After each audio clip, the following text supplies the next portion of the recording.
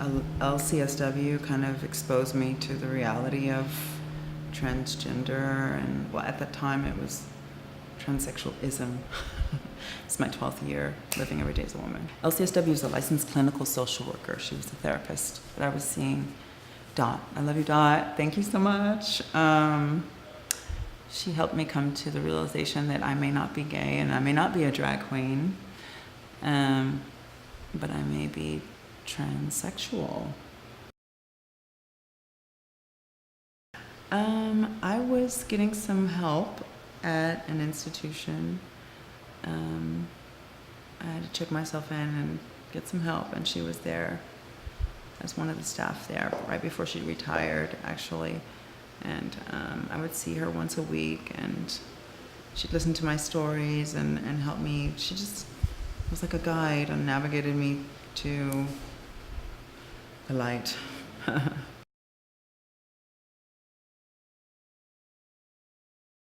Ironically, the hardest person was self.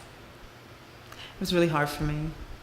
I struggled a long time with it, and I used every escape I could from the reality. It took me a long time. I was 23. I was bisexual at 16 and homosexual at 18, a drag queen at 18. You know, slowly but surely, like, I let myself get closer and closer and closer to the truth. You know, but I've always felt like a woman. I've always, like, wondered where my breasts were. Like, at, 9, when everything started changing, I started getting facial hair and, like, body hair, and I was like, oh, like, freaking out. I didn't recognize who I was in the mirror anymore, so. But that wasn't really an option then. Didn't really have a blueprint for it.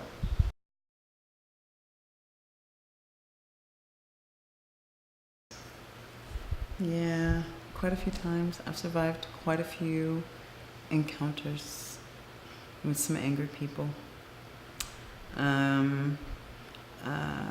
Yeah.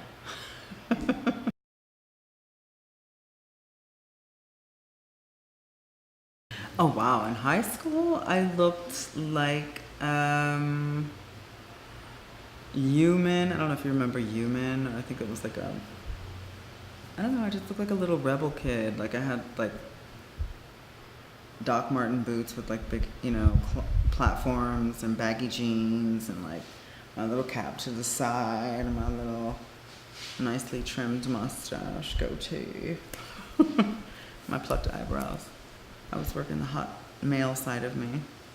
I was posing then, actually. It was more like being in drag then than ever.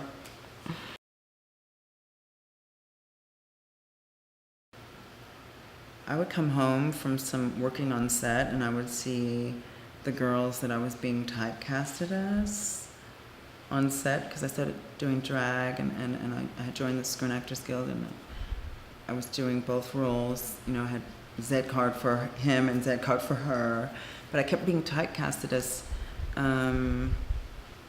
stereotypical African American street walking transvestite prostitute. And I really didn't understand what that was until I started hanging out with them, because I would see them on the corners of some of the streets that I would be driving down coming home, and I would pick them up and hang out with them, and they became my family, honestly. Some of the, there was good times and bad times. I had to unlearn some of the bad stuff, though. But I kept a lot of the good strengths that the ladies taught me.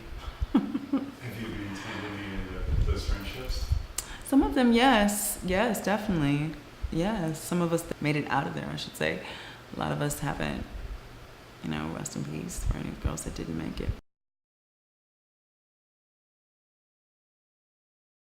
Before I lost my father, he said that he always admired my strength, because I would step out and do things that other people would be afraid to do.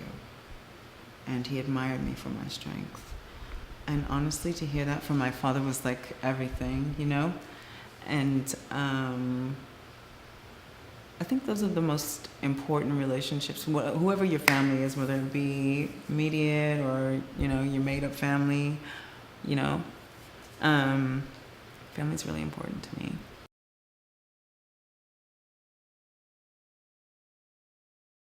working with others is really helpful. Giving back. I like showing my strength to people that need it, you know? So I was working with some at-risk youth on my birthday, and I like that. That was really gratifying.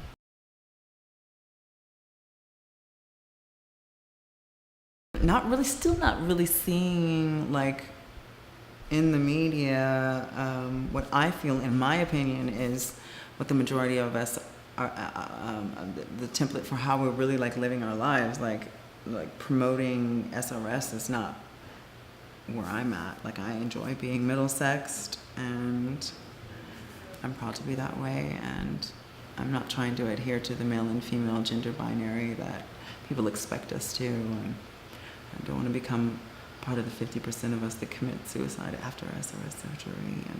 And so I just wish that the media would, like, put more real depictions of us in the media. It's kind of hard to, like, relate to what's going on.